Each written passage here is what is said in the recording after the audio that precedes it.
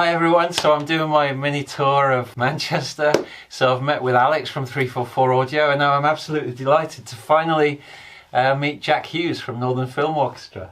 Hi Jack. Everyone. Hi Brian. yeah. Many meetings over Zoom and other things such as that, so it's nice to be able to connect in person properly and have a bit of a recap of score relief and all those other things, QTube and NFO related. So yeah, it's been and nice. all the plans for the future. Yeah, lots of future plans. So it's been an exciting discussion, definitely. Yeah, and it's very interesting to see the facilities here. So this is a special room for. Do you want to say something about this room? Yeah. So this is the Arkwright Suite. It's set up primarily for Foley recording and editing. So you can't see in this current camera angle. We're actually stood on a Foley pit, which is where we do the footsteps for film projects. So we've got a tarmac bit of the grid, we've got wooden boards, cement boards. Over here is like a dirt one as well. So basically any surface that you're likely to find a character walking on, we cover it here. And then sometimes when it's something a bit more specific, we have to involve other materials to get the sound we want. Like some gravel or something? Yeah, gravel.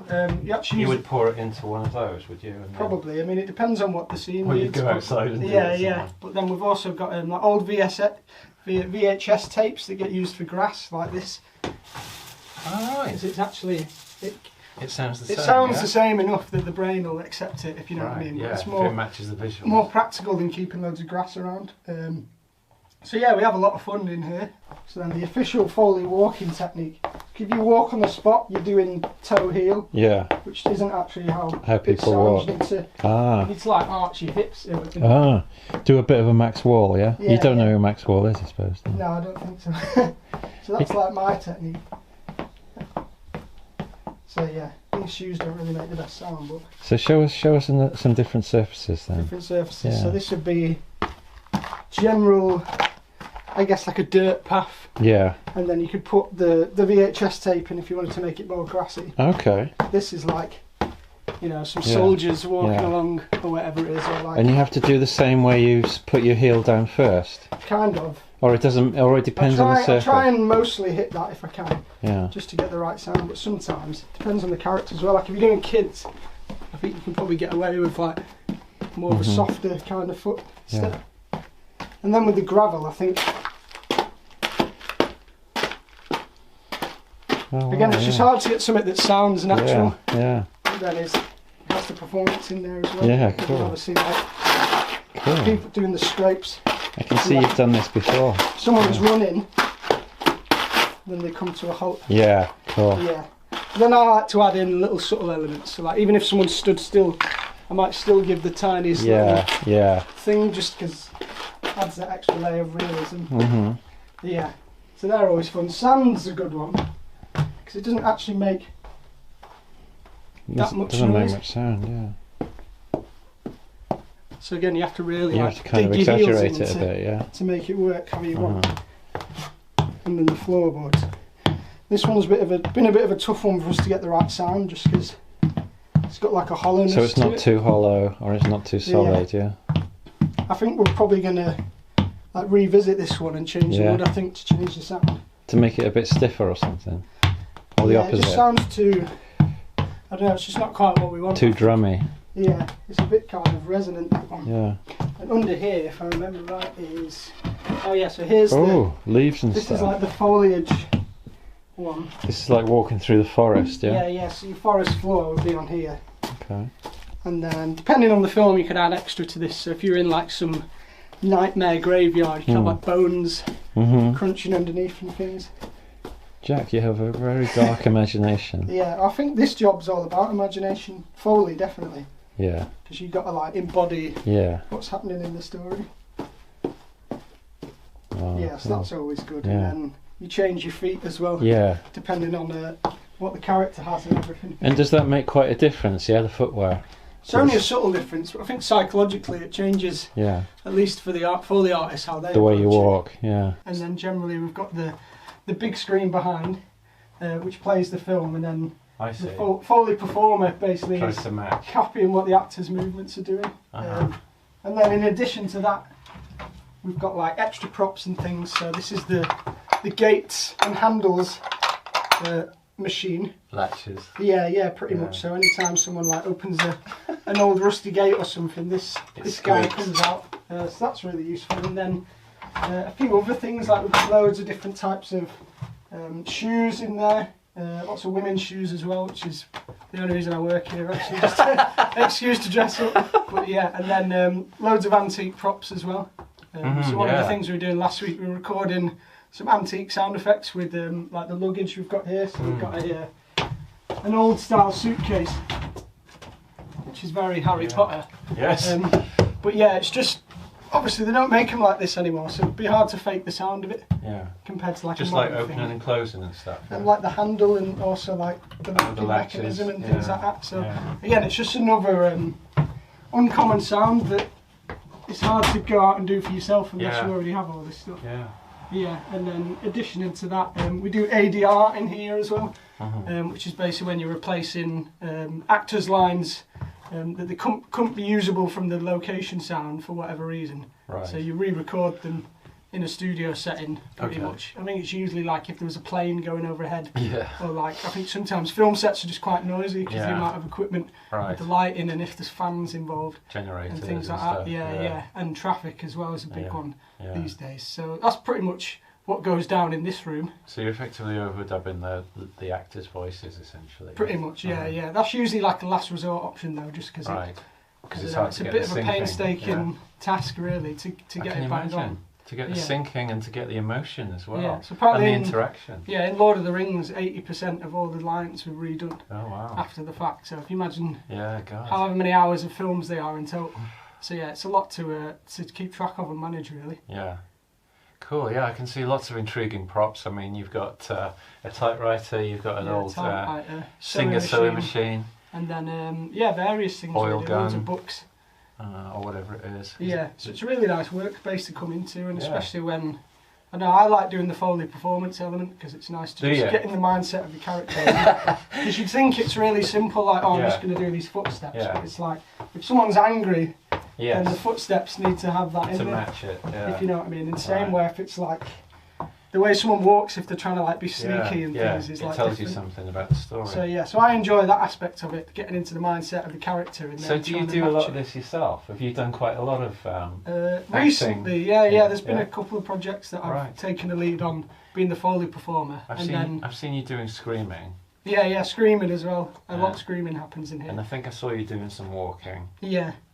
What else have you done in here? In here, trying to think now. All the the fabric movements of characters as well goes down in here, and then also like prop interactions is a big one. So if someone picks up a glass of water, you have to do that sound, and then same like we had a film where someone throws a milkshake at someone, so you have to do the sound for that. And again, it sounds simple, but there's a lot of layers to it. There's like the cup, there's the splash of the milkshake, and then so as you can imagine, have a lot of fun when you're doing it, really. So did you have to actually throw a milkshake, or how did you do it? No, I just used an empty cup, and then we got like the splashing effect just with some water. Superimposed. Yeah. And then when you put it all together, combined with like the on-set sound and then extra sound effects. It sounds good. Yeah. Yeah, it sounds like natural, but also quite cinematic. And the candles are just for atmosphere, or candles. Let me check. Are they real candles? They look quite real. Yeah. So they are real candles. They don't actually get used that much. But yeah, they will be for atmosphere. Yeah. I guess if we were doing like a gothic, some period style piece, it could add a nice little touch to things. I'm intrigued. Yeah. Right. Good. So, it's also been interesting to talk with Jack about the NFO, of course. And it's going quite well, I think, after school relief and definitely. So on, and with your new library, it's given you a bit more traffic and interest. I think those two definitely moved things on quite a bit. Like the momentum from school relief then led into the new library with Dan, and then we were able to promote that to everyone on the back of that. So it seems to be. They led into each other quite well, didn't they? Yeah. The timing was good, and also the timing with the pandemic maybe coming to some kind of end as well. Yeah, definitely. And so now we've got 3 sessions coming up over the next few weeks. Cool. So mine's just really focus on them. That's fantastic. Really. And then one of them is going to be a symphony with full orchestra. So that's going to be an amazing moment to get the whole band. And that's going to be at the Stoller Hall, Yeah. Everything's at the Stoller Hall. I really need to get there.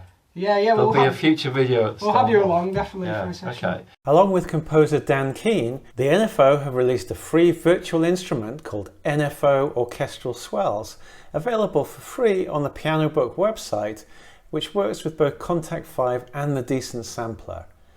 It's a library featuring over 600 combined recordings from over 40 players. And back last year we did a demo track for that library with composer Archie Jennings.